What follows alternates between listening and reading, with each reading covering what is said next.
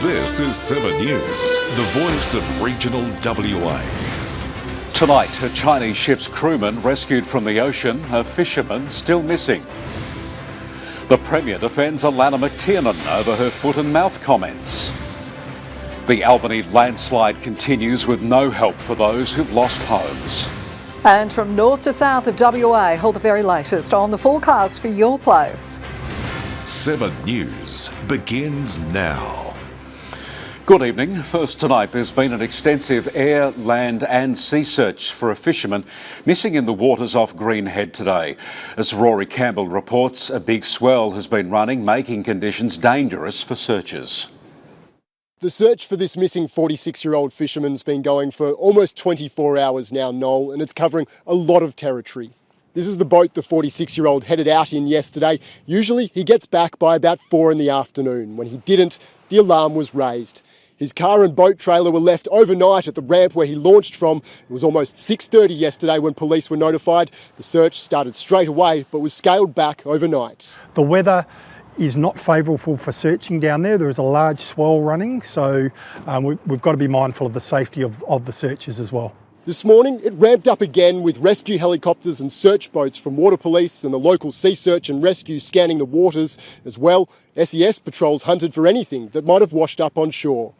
There's been a 5-metre swell running today, similar conditions to yesterday, but the man's family says the 46-year-old is an experienced fisherman. But so far, Noel, there's been no trace. OK, thanks, Rory. There was a miraculous ocean rescue off Geraldton this morning, though. Search and rescue crews took the waves there after reports a crewman from a Chinese bulk carrier had gone missing just after 6:30 last night. Incredibly, after about 14 hours in the water, he was found this morning, 24 kilometres off the coast, and brought back to Geraldton, where he was taken to hospital for a checkup. The Premier has stepped in to defend his Agriculture Minister Alana McTiernan today, following her claims last week there could be benefits to a foot and mouth outbreak here. The Minister apologised for her comments today, but that didn't stop another call for her to resign. What could be a disaster for our agriculture industry has become one for our Agriculture Minister. Another voice today joined the chorus of calls for Alana McTiernan to resign over her comments. It's basically a lack of understanding of the importance of this and of the magnitude and of what the impact could be. Look, I make no apology for taking the position that I have taken, because what I'm actually doing, it's reflective of many of the pastoralists that I've spoken to. The Minister has made an apology today, telling 7 News she was sorry she gave some farmers the impression she's not taking the threat of the disease seriously. The Premier defending his minister. Alana McTiernan is very passionate about agriculture and a very hard-working minister. She puts a huge amount of effort into her portfolio and is a workaholic. She apologised for her words. She knows she went a bit far and made a mistake in what she said. I think that's the end of the matter. After a scare for farmers last week, traces of the dead virus found in meat products shipped from China, both the state and Commonwealth continue to call for calm. I don't think it's well known, but foot and mouth disease is endemic in Vietnam, Malaysia, Thailand, and dozens of other countries around the world where Australians go as tourists. Australia remains foot and mouth disease free, and Australian meat products are safe to eat. Despite that, the federal government continues to beef up its protective measures. Sanitising foot mats are being deployed at Perth Airport from today, adding to the passenger declarations, profiling, questioning and shoe cleaning efforts already in place. The Commonwealth says on top of these measures that compliance at international airports has also improved. More and more travellers happy to do their bit, but the government's biggest concern isn't with the holiday makers. Instead, they think FMD is more likely to cross our border through the mail, with their surveillance of incoming goods from China and Indonesia now increased. Lockie Burns, 7 News. 6 people were in a serious crash in Durack yesterday morning. 2 cars and a camper trailer collided on Gibb River Road just before 11:30, leaving one victim with spinal injuries and another with head injuries. 5 firefighting crews were deployed from Wyndham and Kununurra, arriving at the scene at around 1 p.m. The victims were taken to Kununurra Hospital for further treatment. It's understood 5 of the injured are in a stable condition, with another in a serious but stable condition. The city of Geraldton is paying a fortune to repair damage caused by vandals. Public toilets across the city are targeted regularly. The city spent more than $75,000 to repair them last year. Following the recent school holidays, the community has reported a surge in vandalism, including graffiti and more damage to public toilets. Obscurely, a lot of that has occurred at 2, 3, 4 o'clock in the morning, so we're a bit of a loss as to why public toilets be targeted midweek at those sorts of times. Earlier this year, Rocks Laneway and the Geraldton foreshore, the Bluesham block, were also targeted by vandals.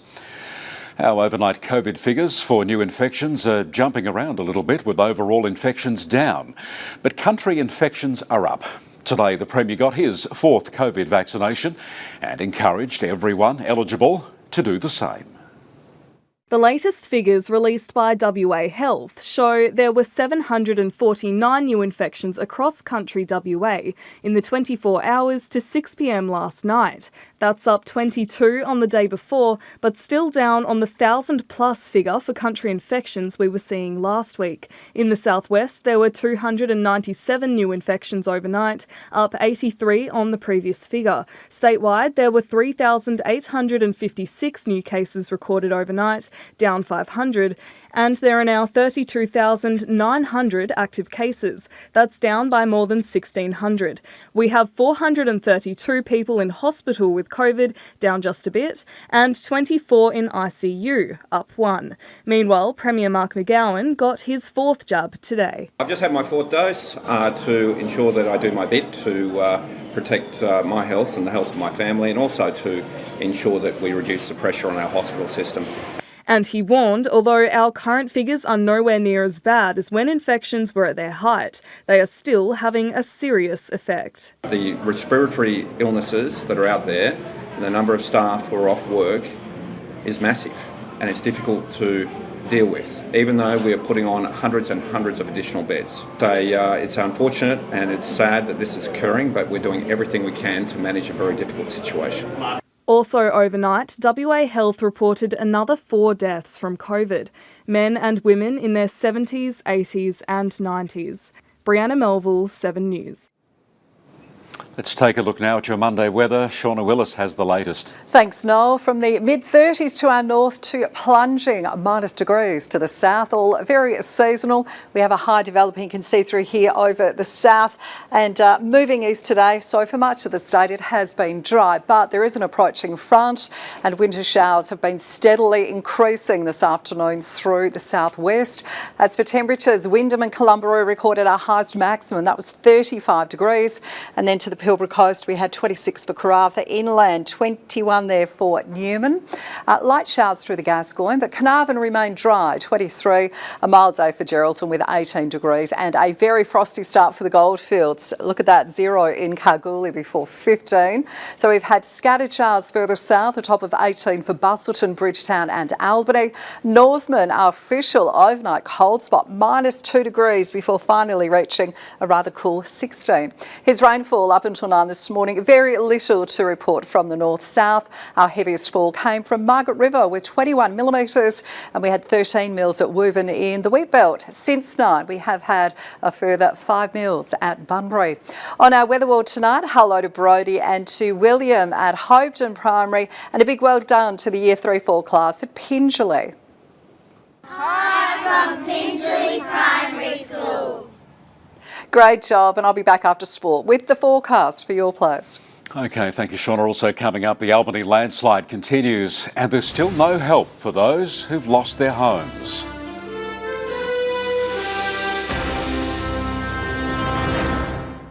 The real estate industry has reacted angrily to proposed new laws protecting people who are renting their homes. It's understood the laws will make it harder for landlords to evict tenants without reason. A REWA spokesman said that would reduce the number of people who were willing to rent out their properties. Getting permission before you hang a picture and being evicted without notice could be things of the past for WA renters. Proposed changes to WA's renting laws were put to the Minister for Commerce this year, his office confirming the state government is reviewing the Tenancies Act to make sure it meets the needs of the modern sector. A lot of people are in insecure housing. This will not solve the whole problem, but it is one thing that will make a big difference to a lot of people, so we support it. 7 Regional News understands that under the proposed recommendations, landlords would be banned from evicting established tenants without a valid reason if the tenant has lived in the property for at least a year. It would also stop landlords from hiking the rent more than once a year. We know that since the pandemic started that there's been turmoil in Western Australia's housing market, and this will provide some security to people who are renting. Security for established tenants, but the state's Real Estate Institute warns that will come at a cost. The new rules scaring investors away from the market. The owner is left with one choice, and that is but to sell the property. And every time we lose a property to an already diminishing rental property pool, Brianna, the rents go up. The state nearing a record low vacancy rate, the housing crisis is worse in the regions. North of WA, the vacancy rate so low that data isn't available. In southern regions, it's 1% or lower, way off an ideal 2.5. The proposed changes are yet to go to Cabinet. That could happen in a month from now. Brianna Melville, 7 News. Catastrophic landslide in Miramar in Albany, which has destroyed 2 homes and damaged 4 others, is still sliding down the hillside a year after it started. Residents on Sleeman Avenue and Anzac Road are still not getting any help. From this to this. Since July last year, 6 homes on Sleeman Avenue and Anzac Road have been affected by a landslide. As a result, 2 houses had to be demolished because they were sliding down the hillside they were built on. The site has changed quite dramatically. My wife is very concerned, and she's quite often very unsettled by it all. But at this point in time, it's become almost a thing to expect, if you like to call it that. We shouldn't be dealing with this. 4,000 cubic metres of dirt has been removed from the site, but that hasn't affected the hill's movement. It's still sliding down the slope, and residents say they're still not getting any help to protect their houses. In not doing anything means the ground is still moving, but to try and solve that problem by drilling into it, anyone that drills into it could have problems with their machinery, because it could just disappear into this mullock that you see around us. There's a limit to what we can do at this point, but we are still working with our advisors looking at what are the best way. We're going to do some more, we have funding to do some more remedial works. This is the grim reality residents are dealing with, and the winter weather hasn't made any matters any better. Unfortunately, it's still moving. Geotechs tell us we can't get any machinery in on site until it all is stable. And even though funds have been allocated by the state government to remove slipping soil, that could be another 6 months away. In the meantime, others are being affected. Now that we've got rain coming, and has been, it's becoming a very dominant stream to the side and down the bottom there that's being created, and they're getting the brunt of all the water that runs off this. Keeps moving, and there's no magic answer there. There's also a problem that it will not be possible to do those remedial works during the wet season. Elise Holden, 7 News. Coming up, it was a big weekend in country footy, and the Slammers pick up just their 2nd win of the season.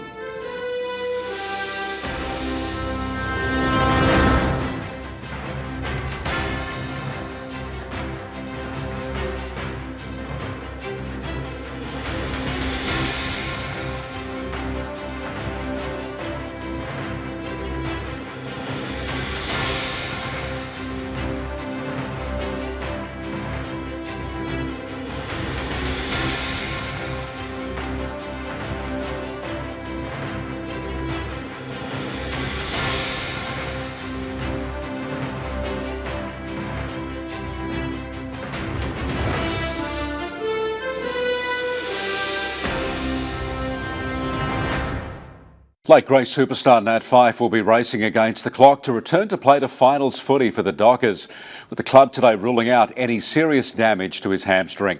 Fyfe was subbed out of the Dockers Friday night draw with Richmond in the 3rd quarter, and while the club has remained tight-lipped on a time frame for return, he could be back for finals in 4 weeks. Yeah, Nathan escaped serious damage on his hamstring. He'll undertake a reconditioning program, KPI based, so we can't put a time frame on it, but it is his good side, so we're quite positive. With country footy finals around the corner, the cream rose to the top at the weekend.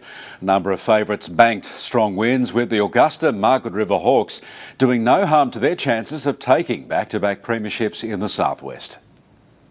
A dour day in Bunbury, the Hawks meeting the Boomers in the cold and rain. And it was enough to come away with a case of finals fever. The 38-point win for AMR, all but locking in a final spot. They're now just percentage of the first place South Bunbury.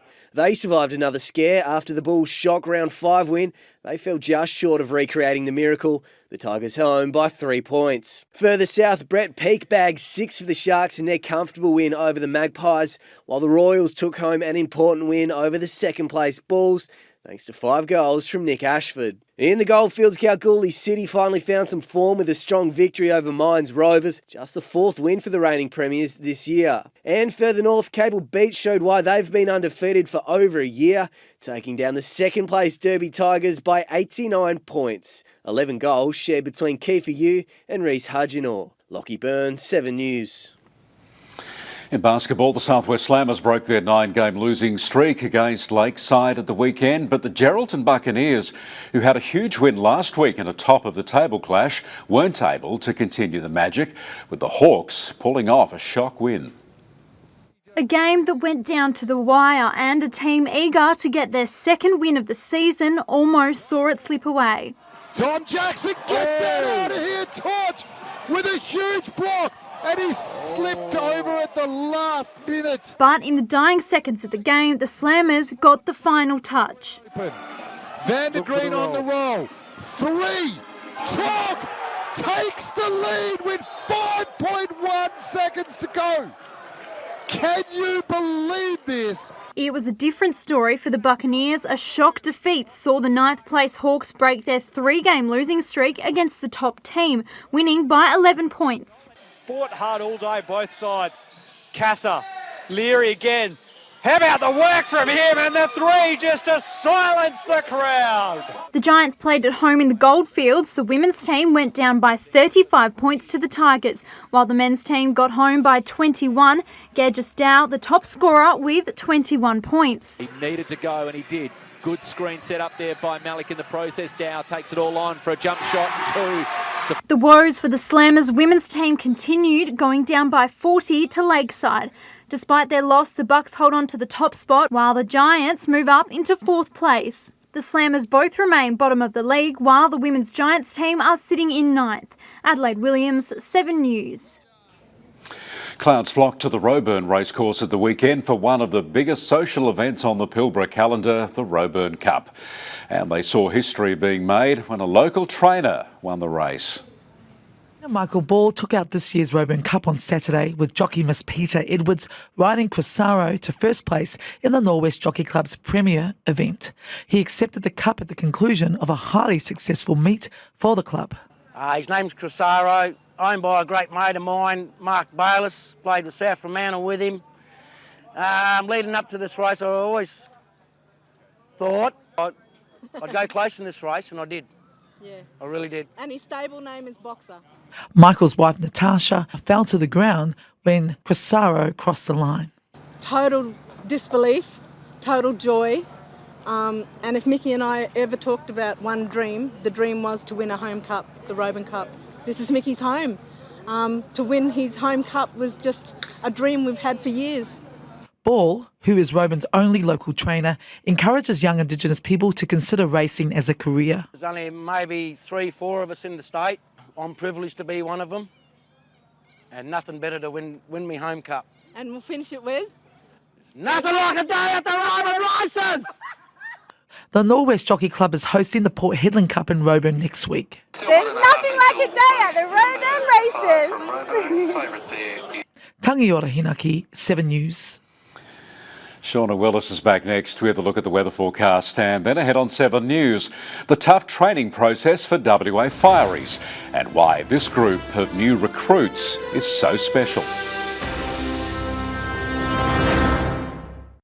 Welcome back, everyone, into a week of winter rain for the south. Now, a cold front moves over the southwest corner of WA tomorrow. Showers are forecast to extend Jurien Bay through to Esperance during the afternoon. There is even the chance of thunderstorms to the far southwest coast, while the inland high is expected to bring another rather frosty morning. And dry east to southeasterly winds over the north of the state as well, with plenty of sunshine, while then south on Wednesday, light showers once more southwest of Jurien Bay down through to Israelite Bay. They should contract back to south coastal parts though during the morning, and another chilly start as well inland. Then for late Thursday, you can see here a much more significant cold front forecast to bring showers by the afternoon, reaching southwest of a line from Shark Bay to Kalgoorlie down through to Israelite Bay during the evening. Plenty of cloud you can see as well ahead of that system as it moves through the south. And then into Friday, the front will push showers southwest of a line from Exmouth down through to Forest. There is a chance of some thunderstorms over western parts of the south as well.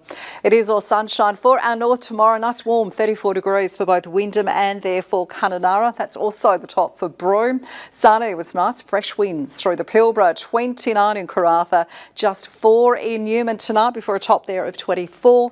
Clear skies with afternoon winds easing through the Gascoyne for Carnarvon 25. It's a cool night ahead for the central west. Geraldton 4 into a mostly sunny top there of 20. Wet, windy and possible thunderstorms into the southwest. We're looking at 19 for Bunbury and for Busselton. Later showers for Albany, 18 there, and mostly sunny across the wheat belt. It will see though a chilly night. 1 degree there you can see for Southern Cross into 18. It's mostly sunny further then to the southeast. 19 the top for Esperance. Norseman set for another chilly night, just 1 degree. A frosty morning right across the goldfields, in fact. Kalgoorlie 3 into a sunny 18. For Northern Waters tomorrow, now fresh winds reaching around about up to 25 knots off the West Kimberley, and also you can see that Pilbara coast east. We have hazardous boating off our west coast, a swell up to 6 metres with strong winds reaching gale force through here off that Lewin coast, and it's similar gale warnings for the Albany coast as well, and strong winds are forecast off Esperance.